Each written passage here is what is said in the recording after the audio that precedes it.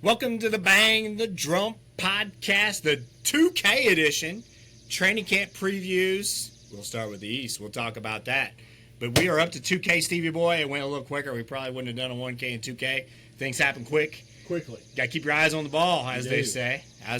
No-look passes. That's right. Magic Johnson style. The best no-look passer of all time. Yes. Stockton might be the best passer. Magic probably. Anyway, I'm getting sidetracked. You talk Showtime Lakers. I mean, so fun to watch. Miss that era of basketball. So fun to watch. Welcome along, guys. We're here. It's a nice, beautiful, sunny day. A little warmer than I thought it was going to be, but nice. At least it's not bleeping raining, which it did earlier, unfortunately. Not yet. It will again, I'm sure. Florida without the perks. So, what's been going on, Stevie Boy? Welcome to the show. I'm Scotty D. This is Stevie Z. What's up, Stevie Boy? Nothing. Family time, working around the house. Got some shows coming up this weekend with Shuffle. We will be at Jimmy B's in Beachmont Friday night, 9 to 1, and we are at Heather's Cafe, I believe it's called. It's in Cincinnati. Also on Saturday, it might be like 8:30, 12:30. So where's Jimmy B's at again? Beachmont? Beachmont. Okay. I think I've been there for. I might try to hit that one. Yeah, that's see if I Friday can see if I can get rid of the dog. It's a good place. Yeah, I think they have sound guys, so all we do is bring our shit and set it up, and nice. Got a guy out front, cleans everything for us. It's good. That's good. I'm good. Thanks for asking. I wasn't done yet. Oh, sorry. Continue. Scott, how are you doing? I'm doing all right. What have you been up to? Been injured, fighting through it. Chiropractor fixed it. Every week. Yeah, pulled the ankle out. It was a weird thing. Like I thought I was going to tear my Achilles, quite frankly, but he grabbed a hold of it today, pulled the ankle out. So far, I mean, I've had a foot pain that's pretty rough. I kept worked out, did jiu-jitsu, did everything else with it. Probably shouldn't have in hindsight, but he went pulling on it, yanked on it, boom, here we go. Who knew? Who would have thought? Cheap fix. Oh. Imagine being a pro athlete and having that around you all the time. Be nice. Some would say it old. Some would say when you're active like that, no matter your age, you're going to get banged up. And that's truth. You lift weights, you exercise, and you move around, you're going to get banged up. It's just part of the deal. You're not active, you still hurt, and you're still banged up for different no reason. Different kind of pain, though. Yes. It's the worst kind of pain, I think. It's worse. You pick your poison, right? So let's start today. We're going to change that. Let's start with the Who Days. You got the beer. I'll let you start it. Purple Haze Raspberry Lager. I'm going to give it a 3.5 Who Days. It's not bad. It's different. I'm not a big lager guy. You're a lager head. However, but it's not bad. 3.5 to me is not bad. Out of 5?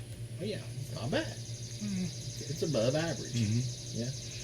I'm not going to drink it unless you say, hey, there's free beer in the fridge. It's true. Then I'll drink it. That is a problem. I am paying for all the beer. I didn't really think about that. We need to talk about that. Shouldn't have brought that up. Purple Haze for me. Not bad. Yeah, I go 4.6 or whatever if we're going to go down. It's one of my favorite beers. I haven't had it a long time. I haven't had it a long time except last night. I had 2 last night, but prior to that.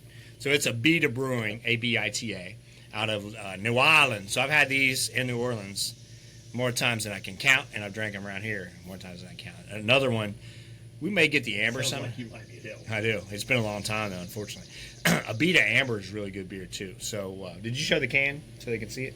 I did. Yeah. But I will show it again. Yeah, for those of you on video, Purple Haze. It doesn't really taste like raspberry, which is good. You hear raspberry lager, but it doesn't have that taste to me. There's a slight hint. Yeah, it's great.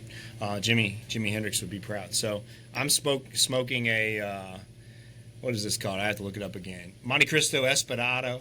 It's really good. I got this at Jungle Gyms in Eastgate, a couple days ago, just to get a new stogie because I got mostly just Perdomo and Monte Cristo, obviously. Great cigar. I love this one. So highly recommend it. Highly recommend Jungle Gyms. Yeah, Their cigar humidors is unbelievable. Yeah, beer selection. Couldn't find what I was looking for, though. Ironically. Isn't that weird? The beer I was looking for. Cougar Bait. Thought that would bring up all kinds of subjects we could spin off of Cougar Bait. Who knows where we go? It's endless where that could go. But I couldn't find it, so I don't know what happened there. So that's Rheingeist beer, I believe. So pretty tasty. So we'll do Rheingeist. We'll bring in, I've got 50 West over there, which is a local one. Next episode, we'll either do Rheingeist Cheetah or the Summer 50 or West Side Brewing. Sorry, West Side Brewing. It's really good, really tasty. So here we go. We're over at 2K, as we talked about on YouTube. Thank you all, listeners. A lot of comments. Only one kind of ticked me off. I don't know why I got under my skin. I shouldn't have commented. It wasn't that big a deal. It's just what kind of video are you watching now? And I'm like, of all the videos I post, some of them are on VHS antenna, dude. Nobody comments on that. I posted ones from last year, clear quality, probably 4K, and the guy's like, what kind of quality is that? I'm like, you kidding me? I don't know why. I got under my skin. Apologize, whoever you are, sir. Shouldn't have reacted so harshly, maybe.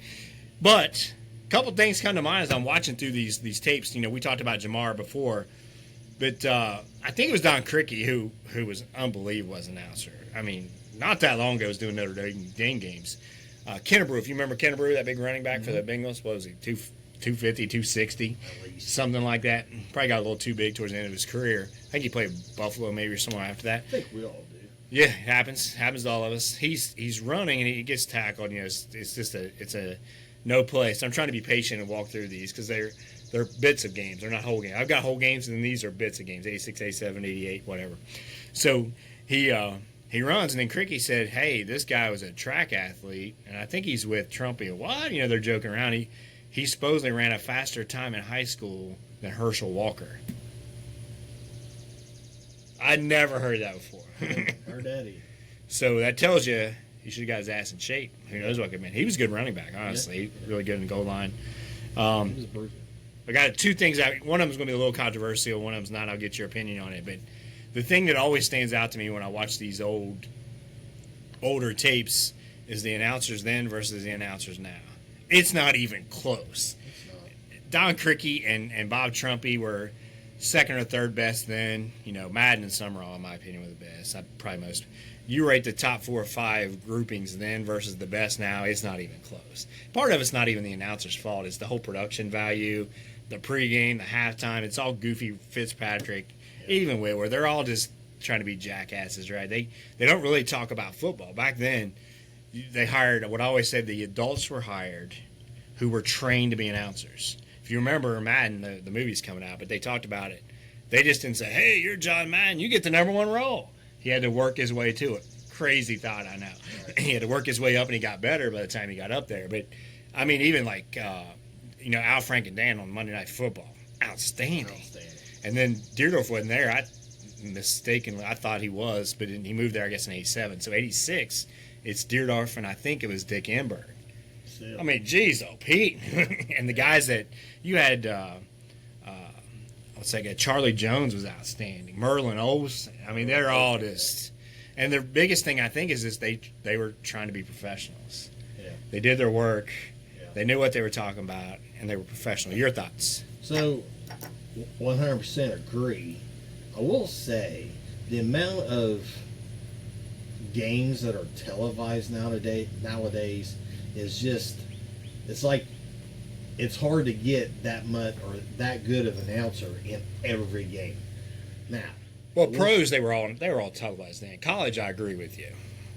They were, but even I don't know. It's just like the amount and how good those guys were compared to nowadays. And like some of them, like you said, there's not even a workup. It's like 1 or 2 years out of the league. All of a sudden they're You're the number 1 guy, like Brady, for example. Yeah, and it's just like, you don't even know what you're doing yet. And a lot of them will probably even say that. They don't care. It's a different job. Right? Yeah, it's a different job. It's who they are, and I don't know. A lot of times I wish I could just turn it off, especially the Bengals games, and just listen to Dan. If you can time it, yeah. But you can't do that anymore. It's hard to time. It's just hard time with Wi-Fi and streaming, and you just can't do it. But it would be nice if you could. Yep. The NFL, though, every game was televised. You had guys like Bradshaw doing games. He's better in the studio, right? But he was still better than the guys today if you listen to him. Oh, yeah. He said something like Steve Young had a slight concussion. Back then it was a slight concussion, right? It wasn't Bradshaw's fault. It's what they all said, right? It's just he did a pretty good job. And then you had, you go to the studio and think about it, you got Brent Musburger and Irv Cross. Then you bring in Jimmy the Greek with those two guys doing it. Then you had Costas on NBC doing it. I mean, it's just the step up's amazing. It's not even. You had Sam Ritigliano and coaches like that, but you had Lapham, what we talked about in a previous episode, was doing some games, the lesser televised games. Yeah. And then you had Jim Donovan, who passed away unfortunately, who was the voice of the Browns for a number of years on the radio, who was very good. So even those lesser games are probably better than the best games now. Part of it is they're just a product of their environment. Back then it was, and before them, it was about being professional.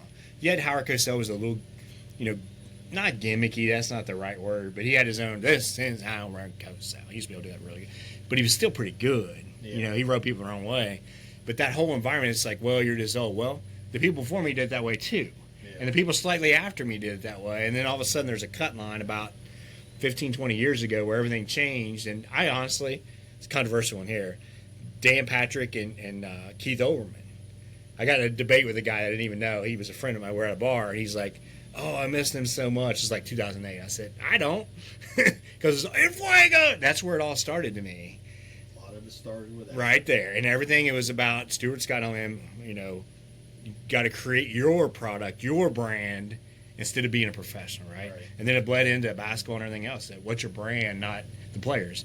Not are you good or are you going for a championship. Like Jordan said, my first goal was on the court. That's what creates my brand, So it all warped. So everybody's a product of their environment, right? So they can only do what the producers allow them to do and all that kind of stuff. But it's just want them to do. Yeah. Or make them do. They probably do. Because if you think about, cutthroat society, right? Like everyone's out for everybody. Mm-hmm. So that there's people behind you that want your job, or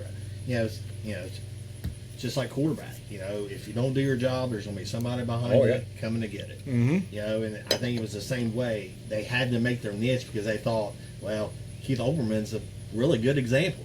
He didn't quite do it exactly the way they want to do. What they do, they shipped him out. Yep. And there was a bunch of them like that. Yeah. And they're firing a bunch of people on Fox now. And Olbermann's a jackass, by the way. Now, he is, but he still didn't. He didn't like the way ESPN was doing it. So think about this, tight ends. This is the controversial subject. We'll get into the training game. I'll talk about that. I'll be quick on this. So everybody's quick to say, you hear it all the time, and we're hearing UFC too, like Rogan, whoever. He's the greatest ever. Oh, he's the great. Oh, he's the great. The goat. Like, so everybody's on Kelsey, right? I mean, he's been a hell of a player. I'm not saying he's not. Don't take this the wrong way. I don't like the guy. I think he's a pretentious prick. And you could see the pictures of him with his previous girlfriend, how he dressed, and now how he dresses with Taylor. That's the worst. That's the poster child for a fraud, right? Yeah. But you look at today's game. We've talked about it before, throwing the football. And some of you guys that have watched football in the 80s and 90s will understand where I'm coming from this. I would argue, and I mean this, it's not for a fact. If Mark Bavaro, Todd Christensen, Steve Jordan, certainly Ozzie Newsome, Shannon Sharp, who I don't like, or Kellen Winslow the first, even a guy like Todd Heap, if they played in today's game, where you don't have to block and they're throwing the ball all the time, their numbers are just as good, probably better than Kelsey. Probably. You think about Ozzie Newsome had to play. Sharp, too. He got, the part of the career he was playing in. Steve Jordan was a beast with the Vikings. Yep. Todd Christensen Bavaro had injuries, so that's probably not fair, but a healthy Bavaro, I'm taking him over Kelsey any day of the week. Yep. So they all throw in GOAT. Like, you look at that's box score. It's a different game. They're throwing the ball 20 to 25 times a game, and they're not throwing the tight end. The tight end's got a block. Sharp had big-time numbers. Big-time numbers in a game that was physical. With Terrell Davis stealing all the carries. Think about that. There's nobody getting 30 carries like Terrell did. So so you look at those tapes, you go back and watch those guys move, and their hands. They were right there, right with these guys. Oh, but they're also blocking defensive ends and chipping on defensive ends, taking a beating. Just taking on blitzes like back in the day when these guys were just throwing their bodies around like it was crazy, right? Now you got to watch what you're doing and. You're afraid to hit the quarterback certain ways. I get hit over the middle. Guys are coming in a little different than what they used to. It's a different game. Yeah, they're not coming with their hair on fire. Yeah. Like, those tight ends were getting beat over there. There's a play where Steve Largent, receiver, not tight end. Kind of cool. He's playing against the Bengals. It's 1986. He slips. He's coming out of his cut. He slips. He doesn't get up. Craig throws it, and he still manages to wiggle his body around and catch it. I'll post it on YouTube. You'll see it. Trumpy said he's got the best hand. Remember, Trumpy played. Yeah. He says the best hands of any receiver I've ever seen. He was good. Ever. He was good. Then he comes over the middle, and they're like, there you go. He's not afraid to come over the middle. You don't even have to worry about that today, right? So comparing these guys, it's a futile exercise is my point. Like, everybody wants to throw, they're great. You don't even know, right? You never seen the guys play before. So anyway, so it's kind of cool watching this old game. Again, YouTube, BTD, podcast, Bengals. 2,000 followers. We're on Spotify as well for the audio version, Apple, all your favorite ones. The video piece, so we're throwing a lot of videos on there of old games, new game, Burrow and Chase highlights, including the jump pass. If you saw it on the QB, I got that on there. Pretty cool. So upcoming, we're going to do training camp previews, and we're going to throw a little betting edge on that as well. So we're going to start this week this episode with the East. We'll transition to the AFC and NFC South, then West, and then we'll come back to the North right as training camp's following. So we'll go into the NFC East first. We're going to keep these kind of brief. We'll go in alphabetical order. I'll look up the odds while we're talking about them as too when you chime in, Stevie Boy. But the Dallas Cowboys, last year, rough year, 7-10, but Dak was hurt. But he was, actually Cooper Rush had a better record. Parsons had 12 sacks, kind of erratic quarterback, no running game. CeeDee Lamb, those guys still produced. New coach, Brian Schottenheimer's son of the great coach, Marty Schottenheimer. What are your thoughts on Dallas, and where do you think they'll end up? About a 500 football team. I think they're 9-8. I think the division's going to be a little bit better. Washington, who knows? We'll get into them here in a little while. But I think they're just a little bit more than a 500 football team. And Dak, I'm always on the fence with him, man. I kind of am too. He's a good quarterback. Let's face it. He's good. He puts up numbers. He wins a lot of football games when it comes down to it. Sometimes his decision making and maybe. I mean, I'm not in the huddle, but he doesn't seem like the kind of leader that you would want for the Dallas Cowboys. You know what I mean? Yep. He's not a Troy Aikman, that's for sure. No. So, about a 500 football team, 8-9, 9-8, somewhere around there. Yeah, I could see him. The question is I love how these betting apps make you log in every 5 seconds and want you to prove who you are, multi-factor, MFA, which I hate it. There it goes. But I think the challenge too. You're a first time coach in Dallas. That's a big deal, man. You don't have those wheels. You don't have that experience to rely on. Big deal. This isn't. You're not coaching. No offense to Callahan, but you're not coaching the Tennessee Titans here. This is the Dallas Cowboys, right? They've lost some of their luster, but that crowd, that fan base is pretty rabid still. So if things go south, yep, the heat is going to be on, man. He could be a one and done coach. Jerry's been very passive compared to what he used to be in terms of coaches. So I think it's going to be an interesting thing to see how that plays out. They've got talent, right? I think the addition of Pickens, you never know. I mean, he could hit. It's a bust or boom trade for sure. They didn't give up much. I get it, but we'll go through each team and I'll talk about the betting odds. So that's Dallas. Transition to you look at their roster. Not a whole lot of additions outside of Pickens. So we'll see what happens there. Then we'll transition to the let's go New York Football Giants, headed by Brian Daboll. They got 48 quarterbacks competing for the job. You got Russell Wilson. You got, what's his name? Jameis Winston. Yeah, Jackson Dart. And they still got Danny DeVito's long-lost son. Not really. So you got Tommy DeVito, 3-14 last year, 31st in the league points for. They built up their defense. I kind of like their defense in terms of what they've done. That defensive line's good. They got Abdul's a beast. Can be. I think he got a shot at being pretty good. You got Abdul there, Carter. You got Brian Burns is a heck of a player. Thibodeau, secondary struggled with a little bit, but Malik Neighbors is top flight. I like Tyrone Tracy. They were. You got Cam Scattaboo. Tracy ran the ball Singletary. That's almost too much. I like to see Scattaboo get the ball a little bit more. Did not trade Thibodeau. I mentioned a little earlier. Added Lawrence is good. Dexter Lawrence is a good player. Yep. So their defense could be pretty solid. But I think Jackson Dart eventually come into that. And you got to think about Daboll. Another rabid fan base, probably a little more patient than what Dallas will be because I think the expectation is a little lower. Neighbors is a heck of a player again. I think, you look at it, at some point he'll transition to the rookie. Maybe that saves his job if he develops. It probably does. Yeah. I think they're probably a 6-win team somewhere in there. Maybe, who knows, in that range. And if Dart comes in and plays pretty well, Daboll and the GM saves the job, but that's be the only. What are your thoughts on that? New York Football Giants. Yep. By about 5 to 7 wins.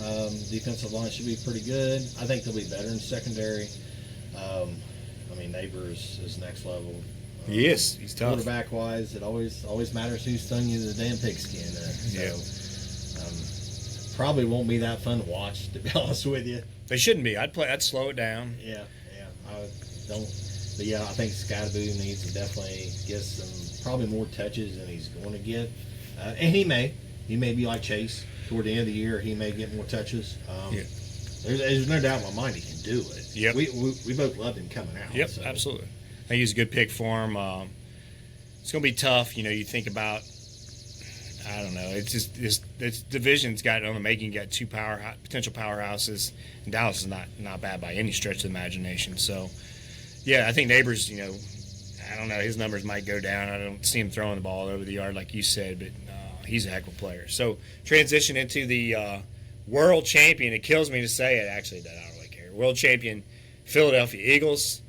They lost a lot. A lot of players on defense walked. Still have A.J. Brown, Devontae Smith. They kept Dallas Goedert despite some rumors. Saquon's off the charts running back. Surefire Hall of Famer. Hurts played really well when it mattered. Their defense, they offensively.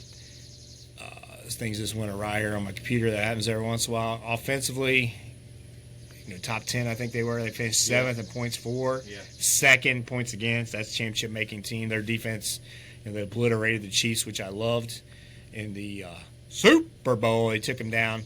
I think they're a really good team. I think they'll win 10 or 11, but it's tough to win 2 years in a row. Like you said, off the air, we talked about Cooper DeJean. They had some guys on defense, but to win, they were completely healthy all year long. Your quarterback doesn't, 200 yards a game, something like that. It's hard to repeat anyway. I just don't think this team has the makings of that. I don't even think they're going in the division, but I do think they'll make the playoffs as a wild card, probably around 10 wins. Your thoughts? Yeah, I'd say probably 10 to 12 wins. We discussed last week a little bit, all fair and this and that, just bullshitting. I thought maybe they might take a step back. I don't know, though. I just don't. They're a good team. I don't know. I think they're a good football team. Had a lot of things go their way, man. A lot of things go their way last year, including Detroit getting banged up. Yeah. Detroit, not to get ahead, but if Hutchinson doesn't get hurt and their defense is healthy, I think that whole thing looks different. I still think they're going to be a good. They're going to be good. Team. They're going to be well coached. Probably. I'm going to say 12 wins. Really? Got him repeating then. As the division champions, he says he's all chalk, man. Mr. Chalk. So I'm going to call you Mr. Chalk. That's your new nickname. Steve Chalk Zorns. We'll go to the Washington Redskin Commanders. 12-5 last year. Went into Detroit, which we'll talk about QB1 here in a little bit. QB, not QB1. QB2, I guess. QB season 2. Yeah.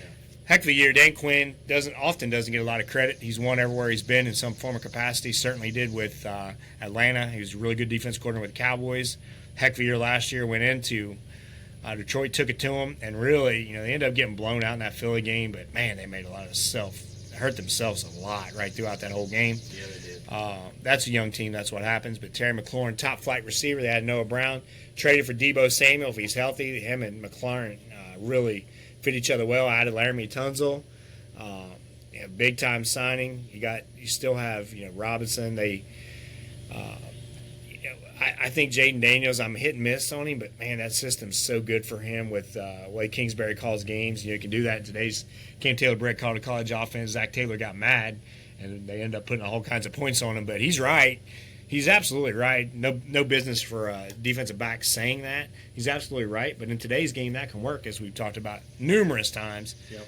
Robinson's a good running back. They added Weiss, Kinlaw, two solid guys. Jonathan Jones a little bit of a head case, maybe a little bit, but he's talented. He can coach defense. Dan Quinn can. You got Kingsbury on offense. I think they're going to win the division this year. I think it's going to be tight. I think they win 11 games. It's barely eke out the Eagles. They're going to be a problem, I think, in the playoffs. Your thoughts? Probably second place in the division, so probably about 10 or 11 games. But if Daniels can take a little bit of a step, this team's loaded. Oh, they're loaded. They're going super, for it. They're super well coached. They're going for it. They might be probably the best, maybe coached in the division. You know what I mean? Especially with Dallas and Dayball is. I liked him a few years ago. I thought he had him going in the right track. He did a good job 2 years ago. Yeah, he did. I'm going to say 10 or 11 wins, second in division.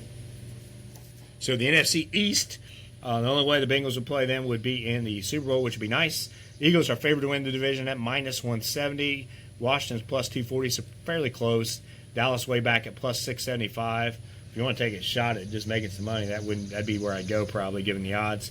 Giants are plus 3,000. I would not touch that one at all.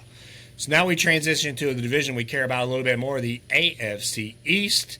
My, how the tables have turned. A division that was dominated by the New England Patriots for the better part of 2 decades, which is incredible. Better run than even the Niners did in the NFC West there for a number of years. Playoffs every year. I think Brady's worst record was 9-7. That's when they didn't make the playoffs one year. Just incredible run. Even without him, they won 11 games and didn't make the playoffs one year. Yeah. So they've dominated, but then come along. Brady left. Josh Allen came in, filled the void, except for championships. This team's right on the cusp. They don't know how to win against Kansas City. It's in their head. They make mistakes that they don't make in other games when they're playing Kansas City. Give the Chiefs credit, certainly. Josh Allen is the stir that straws the proverbial drink. You got Josh Palmer. At addition, you got Keon Coleman still. Shakur is about 800 yards. Receiver Cook had 16 touchdowns. Him and Allen on the run game. That's hard to handle. Offensive line solid. Defensively, Joey Bosa addition. You got Oliver. Daquan Jones is a nice player. Certainly, Rousseau's a nice player. If Bosa's healthy, and that's a huge if, I can't imagine that he will be. He hasn't been for a long time. Ohio State guy, heck of a player. Don't have anything personal against him. Bernard's a good player. Taylor Rapp, safety, secondary. Still, they added Maxwell Harrison's the number 1 pick. But I think they're kind of the same team they were, which, hey, everything's on him there, right? And, it is to a large degree with all the major quarterbacks that will hit. But I think it's more so him. They don't really add those big-time players. So can they get past the division stacking up a little bit better as it is when we talk about Kansas City at some point? I think, they're the team to beat. I think they'll be close to that 12 win. Might take a step back to 11 wins. That doesn't mean they're a worse team. I think the division's is better. They're going to be hard to handle, but I think they're division champions again, and they're going to be hard to handle in the playoffs. Your thoughts? 11 or 12 wins. All comes down to the quarterback with that team. Yep. I mean, he's good, man. He's what gets things going. I tell you, if they would just lean on the run a little bit more with Cook, it may help him out a little bit. Cook's tough. But Allen, he does whatever he wants anyway. He'll take off. He takes a beating. He's a big dude, man. Yeah. He's a specimen. Arm is just tremendous. I still think they struggle with Kansas City and the Bengals. We'll see how things go this year. It's going to be a fun year to see how some of these teams bounce back and if they're going to keep, staying that straight line of being competitive, or if they take that step down, or if they take this step up, or if they're just the same team as what they've been the last 2 or 3 years. You know what I mean? Yep. Whether they get in the playoffs and don't make it, or playoffs. Yeah. How they do in the division. But 11 wins probably. Yeah. They won 13 last year, and I think, Allen, he's the exception to a lot of rules you and I talk about. Well, these guys, they got hit back then. He's so big and strong, he could take hits back then. It'd be different because he'd be getting hit in the legs. Yeah. He'd be getting hit in the legs, which they're not allowed to now. But that dude's a beast. Been up close with him, talked to him, interviewed him, actually, way back when in the Senior Bowl. He's a big dude, nice guy. They're going to be hard to handle. We'll see, though. I don't think they're going to be quite as good this year, but they're still going to be a factor. The Miami Dolphins, we transition to Mike Weirdo McDaniel. I don't think he's really weird. He's cut from a different cloth. He might be a little weird. So they were 8-9 last year, a lot of injuries. Tua, Tyreek did his annual wine fest that he wants out, right? Weird dude. They got 2 receivers that are both, speedy guys, kind of wired the same way. Tua, when he's healthy, he's a really good player, right? And I think a lot of it's, and that's not a knock. I think system quarterback here, it's offensive, but I think he knows, McDaniel to his credit, knows how to build a system around him to get rid of the ball quick. We saw him that game he got hurt, but he was making some throws that game before he got hurt. Lofting it over linebackers. Good touch. He's a competitor, but, any second he could be done, right, for not just this year, his career. They traded for Darren Waller, who's been out of action for a while. He was good when he wasn't, but that's questionable. Yeah. Shane or whatever can flat out fly. They're a speedy team. For some reason, They got lucky and traded Ramsey. I think they got lucky and traded Ramsey for Fitzpatrick. I guess reasonable minds can disagree. The defensively, they're trying to get bigger and stronger up front. They drafted the Kenneth Grant guy from Michigan. He's a big body. I just don't see that kind of player as a first round pick, in my opinion. I know what they're trying to do, and I get it from their standpoint. But an 8-9 win, 8-9 last year. Where do you see the Miami Dolphins, Hootie and the Blowfish's favorite team? The Dolphins made him cry. If Tua stays healthy, I mean, they can win. They can win 10 games, and I mean, it wasn't far off that. You know what I mean? They're a pretty good football team. They did steal that trade too. I thought so. I mean, Ramsey's still playing at a pretty high level, but I mean, what are you going to get 2 or 3 years from now, right? And then I'm pretty sure that Pittsburgh picked up a good bit more salary than what Miami did. Minka's a player, man. Yeah. Minka rubbed some people the wrong way with his comments there. I think that's what happened. Yeah. Which is he does that. I mean, he does it. Get the bad ones out of camp and start fresh or whatever. Just Tua's got to stay healthy is what it all comes down to, and team speed is out of this world. They can score a lot of freaking points, man. They really can. They're just in those big games, man. When you need short yardage or stop short yardage, Grant will help them, I guess, in that. They're just not a very physical team. They're not. And you got to wonder, like, if his offense isn't physical. No, that's not what it's Arena League. Yeah. And they can score like Arena League at times, but weather gets a little dicey. Yeah. Or teams that hit them, smack them around a little bit. Tyreek's not getting any younger, and he's certainly not getting any more focused, right? So you think about it, is this a team that, if they struggle, is he gone? What if they win 9 games, don't make the playoffs, 8 games? They don't cut the cord there? They might. I think I would.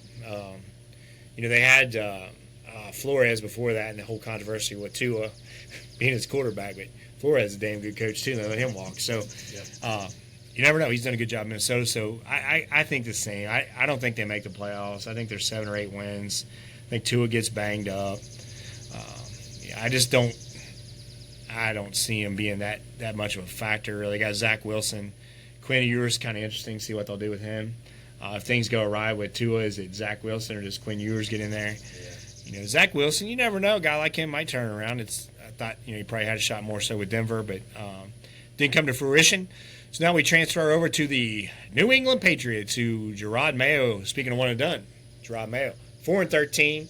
The wheels fell off, got a little ugly, but you can stomach that when you have a rookie quarterback who's developing, and you had a top-flight coach like Mike Vrabel. So kind of a win, a man crush on Vrabel. He is a hell of a football coach, in my opinion. He's a modern-day Bill Parcells with humor. He'll ride them. He knows how to motivate guys, just like Parcells did way back when with LT and all the rest of them. Knows how to push the buttons. So Drake May, they were 3-9 with him. Started 1-4, 66.6% completion, which is great. 88 rating. He had 10 interceptions, 15 touchdowns. Typical rookie, super athletic. He played a little better out of the gate than I thought he would. I liked him coming out a lot, but I thought didn't think he'd play that much really. I thought at some point he'd get in, he'd struggle a little bit, but he played really well. Ramondre Stevenson's a good running back. They added Travion Henderson from the Ohio State University who can flat out fly. I think that's a nice combo. Stevenson's a good back, but he fumbles all the time. So I can see him getting the ball. Brought in Stephon Diggs. We'll see. Matt Collins is a loss for Buffalo we didn't talk about. Quirky dude, but he made big plays when it mattered. He blocks. He's a weird dude. That dude, he does all the things, behind the scenes that you don't get stats for. Morgan Moses, they had him at right tackle. Garrett Bradbury's been around forever, nice center. They drafted Will Campbell. We'll see if he can cut it at left tackle. They really liked him by their comments. Dobbs is the backup now. Then on defense, Milton Williams is a big signing for them. Big guy inside. Harold Landry can rush passer. Spillane's an old school guy. So he's trying to age them a little bit, get a little more experience on defense, get more people know what they're doing. Carlton Davis the same. Kyle Duggar can still play Peppers, but Christian Gonzalez, potentially a top flight corner, right? He's had some injury issues. I like the Patriots better than the Dolphins this year, and I think they're going to potentially get into a wild card and win 9-10 games. Big improvement with Vrabel there. It'd be interesting to see this team develop it. Your thoughts?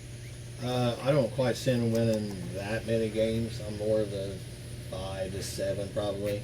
But I think they'll take a step, though, for sure. I think they'll be physical. I think they'll be in every game. I think they're going to run the football. I think May will do better not turning the ball over. But I think he'll have this team in just about every game, and it will be a physical football team. They've got talent. If Gonzalez is, if he comes back healthy, if Stevenson quits fumbling damn football, Travion. Yeah, and then you add Travion, so like, yeah, it could be, unfortunately, for the AFC. Yep. In a couple years, they could be, if not this year or next, they could start contending and be a thorn in everybody's side. Yeah, they're going to give some teams some problems. This Vrabel's a hell of a football coach. Like, He is. before the GM fiasco and all that stuff, they were winning with Tannehill. And they really weren't that good of a team. Like, he kind of wills them to those That wins. defensive line was really good. Yeah, Simmons and those guys are tough. Yeah. They were tough last year and they didn't win anything, right? But I think he's a hell of a football coach. So we'll see where they go there. Then we go to the Jets. Do we have to? Fireman Ed is not happy. Nobody's happy. I don't know. They might be happy. I don't know Fireman Ed. I've never actually talked to him. Don't know him from. I know who he looks like. He stands up. Jets. They haven't won anything. They're probably not going to win anything. It looks rough on them. They signed the Ohio State University quarterback Justin Fields, who, quite honestly, we talked about it off the air. If I was the Steelers, he would have been my starting quarterback last year, and quite frankly, I would have kept him. That would have been my plan. And it makes more sense. He's young. Who knows? Rodgers might play well. But you go that whole offseason, but Fields goes to the Jets. He's got, if you craft an offense around him, he is just as athletic, this is crazy to say, as Lamar Jackson. He's bigger. He's not quite as nifty, but straight ahead speed, and he's way bigger. And he's got a hell of an arm. He's really fast, really athletic. Garrett Wilson, also the Ohio State University. Still got Lazard, who knows. They drafted Arian Smith. Mason Taylor, tight end, I like him. I really like that Mimbo at right tackle. I think he's going to be really good. Brees Hall is one of the best backs in the league. Braylon Allen from Wisconsin played, he's got a shot at being pretty good as well as 1-2 combo. Naughty. Oh, they added him, secondaries, Sauce Gardner there. The defense took major, that's not even big enough major step back last year for some unknown reason. So we'll see how they do. Tyrod Taylor's there. Pro Football Focus is looking for Jets autographs and tickets. Tyrod Taylor, our guy's there. That's right, Pro Football Focus ticket. So we'll see. I think it's going to be a long year. Aaron Glenn's there as the head coach now. Offensive coordinator Tanner Engstrom. Steve Wilkes, been around forever.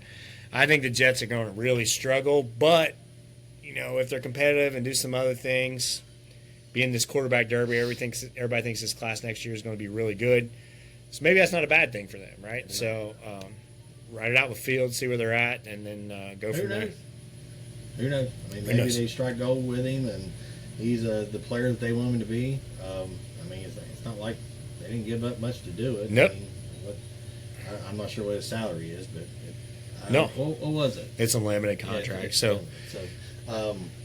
year-wise, probably, I'm gonna say, 4 wins probably. Yeah, I got them 4 or 5 wins. Yeah, 4 or 5 wins.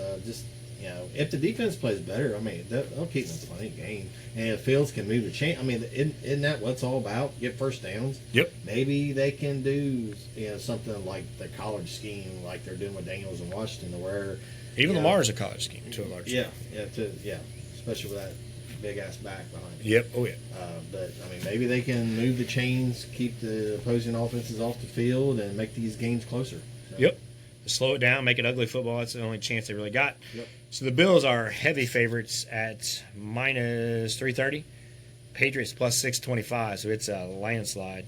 Dolphins plus 700, and the Jets at, plus 1,100. I think that's what that says. So not even close on the betting odds there. Everybody, but that's a division you might want to look at. We're seeing it as Milo's crying in the house right now. It's amazing. But you see it like parity, League of Parity, but really, for the most part, the same teams are the favorites every year in the AFC. It's the bottom feeders is where the parity. Yeah, it's Washington sprung up. Yeah.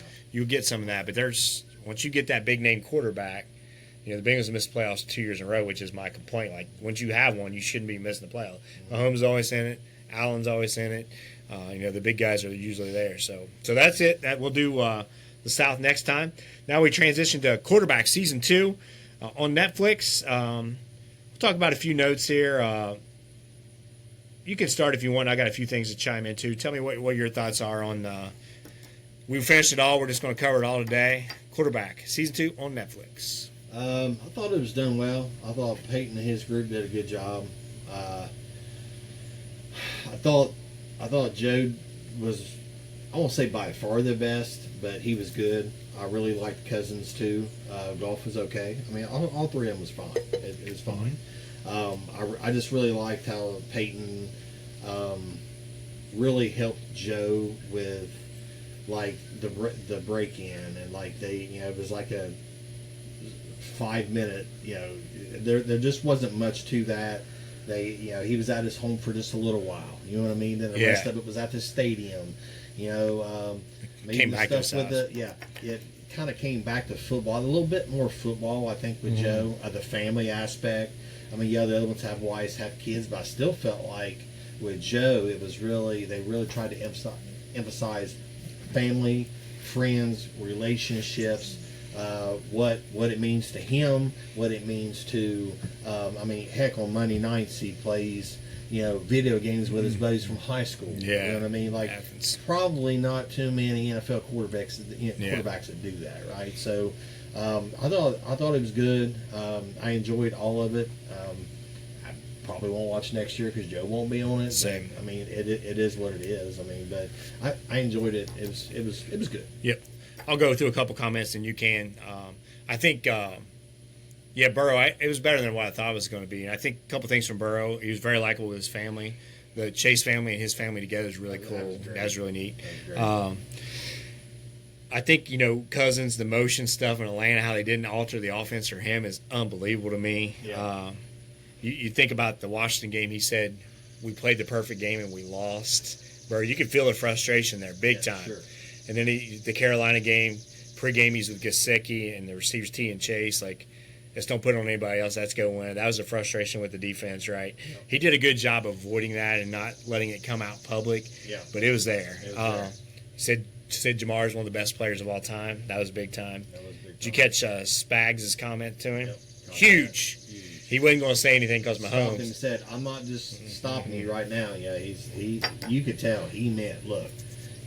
I don't like playing against you. Yeah. That's exactly what that meant. He said, you're the, other than our guy, what's he going to say? You're the best in the league. Yeah. And he plays against Allen, all those guys, right? That was big time. And you look at, the comments, the reverence from other players to him means something. We talked about with Rodgers last year. Everybody wanted to come out, nobody likes him. It's not what I saw in Hard Knocks. No. I don't mean his teammates, I mean the other teams. The in awe of him. Yeah. Not just the young guys, right? Philly, they was arguing about who wanted to get his jersey. I think that was the game it was. Yeah, they didn't show the players for good reason. Kind of reminds me of when Bird went on fire and hit 60 points against Atlanta, and the players on the Hawks bench are clapping and falling over.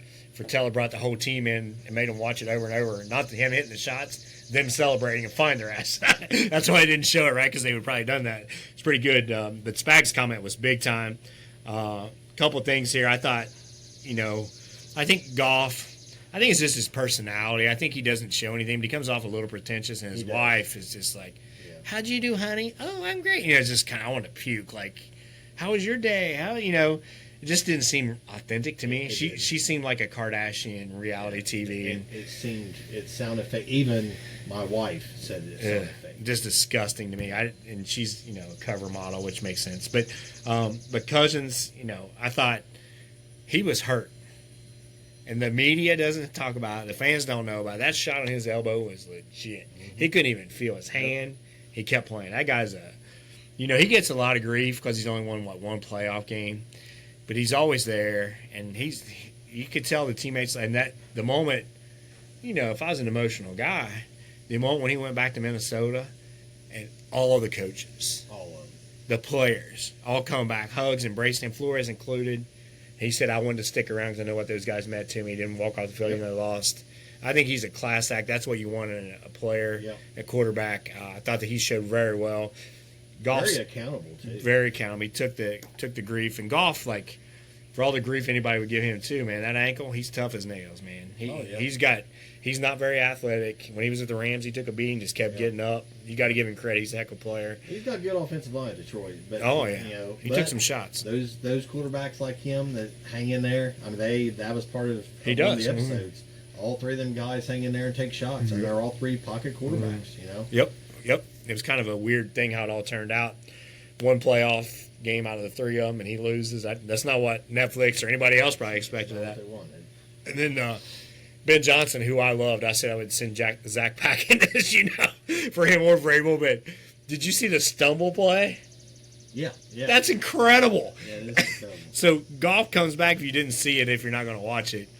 So we're talking about QB on Netflix, Cousins, Goff, and Burrow. He comes back and he purposely acts like he's stumbling, falling down, puts his hand on the ground even. Yeah.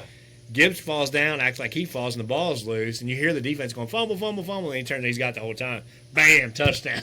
Great. That's risky. Oh, big time. They were going to fumble it on purpose, even. They took it out. So Ben Johnson's a different dude. Like you saw, I think you said you run through a wall after his introductory press conference. So that division, I can't wait to talk about it in the next episode because them facing each other, he'll pull. It's hard to tell what he'll do in that game because he doesn't care, right? Yeah. So. And we both love Campbell, right?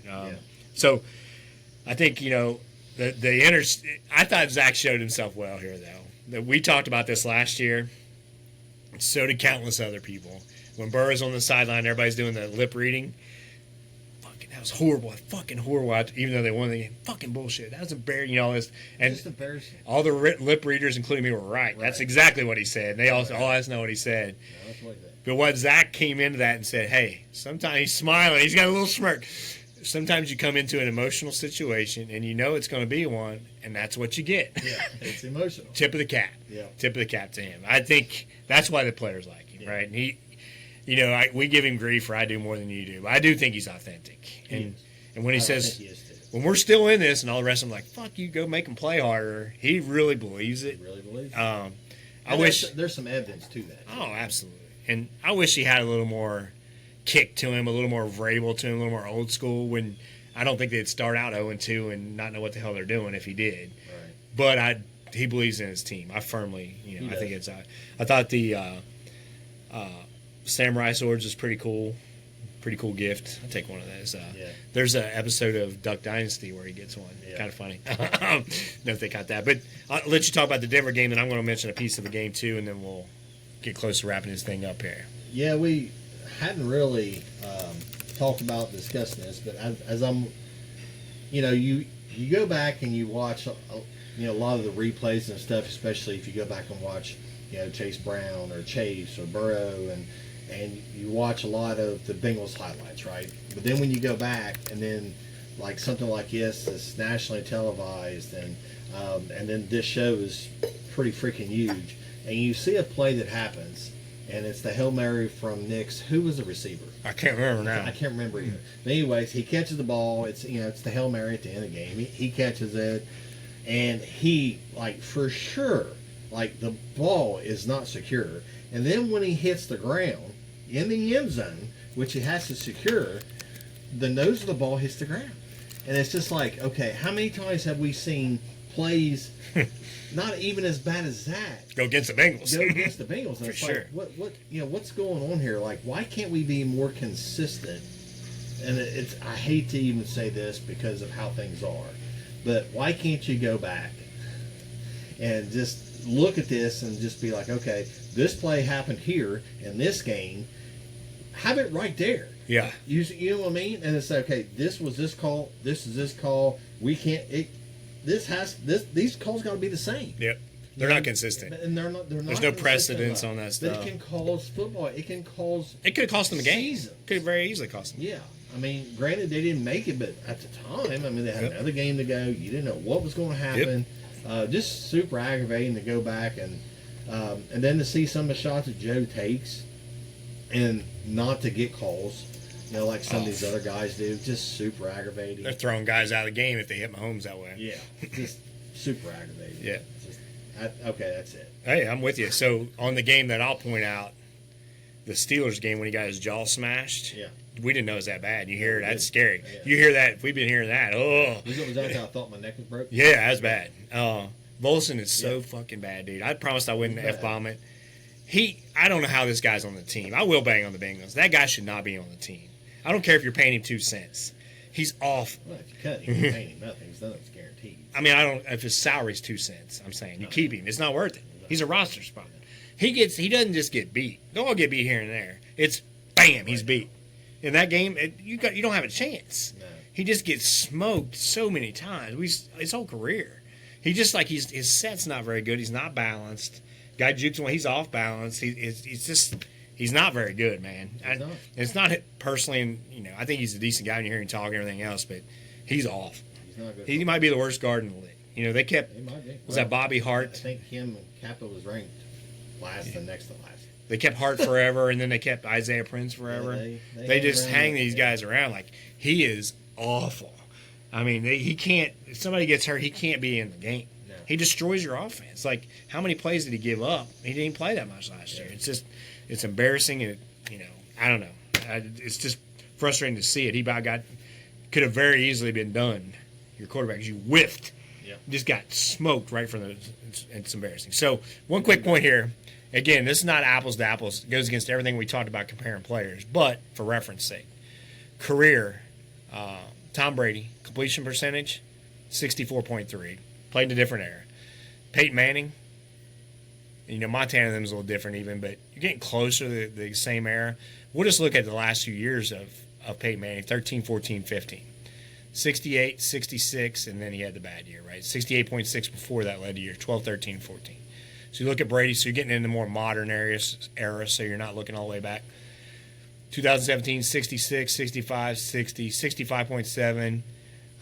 He was 67 and 21-20. They won at 65.7 Tampa, 66.8 at 45 years old, which is impressive. Burrow's career, 68.6, all-time leader. That's great. And now you're talking 69 games. So it's not a small sample size. No, it's not. And we're comparing some of the years later where it is a little apples to apples. Career rating 101.2. Led the league in yards per game. That all should equate to championships. Yes. And it better soon. Your heads need to roll. You got the top notch. It doesn't get any better now. He was 70.4 the year they went to the Super Bowl. Yep. And that was with a horrible offensive line. Yep. That 21 offensive line is way worse than what they have now. Way worse. Not even close, that should be honestly, saying that should be the nail in Duke Tobin-Alder's coffin, but it's the Bengals and it won't be. But it should be. There should be championships already held. There should be championship in the trophy case. When you got a quarterback that good, a receiver that good, now's the time to cook. Yep. And they better. And the pressure should be on from the fan base and the media and everyone else. We'll see. But impressive numbers. You look at it, and Jamar's no different. You look at him compared to that dude's. He's the best receiver in the league, I think. I think that's the best quarterback and best receiver in the league. Yeah, not combo. No. Each, which obviously means the combo. Yeah. Those guys are top notch. T's nothing to sneeze at either. So, want to throw that out there. So next time we're together, we'll do the AFC South, NFC South. So there's some opponents there. We're looking forward to that. Yep.